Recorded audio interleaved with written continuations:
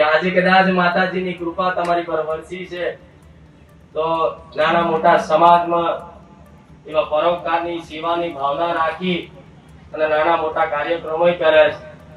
પણ આગળ જતા વધારે તો મારે કહેવું નહીં, પણ આ માતાજીની ભક્તિ કરીએ છીએ એટલે મને થોડી ઘણી તો દ્રષ્ટિ છે કે આગળ શું થવાનું છે દેખાય.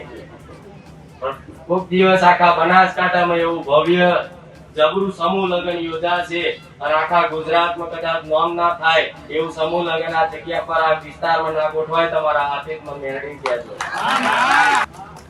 આજે આ ગરીબોનું માન સન્માન તમે જાણવો છો, આ ગરીબ આગળ બેઠા છે, ઊભા છે, પણ જો આ બધા છેટા રાખીને વીઆઈપી ની લાઈન હોત ને તો હું મેળવી અહીં ના આવ્યો હોત.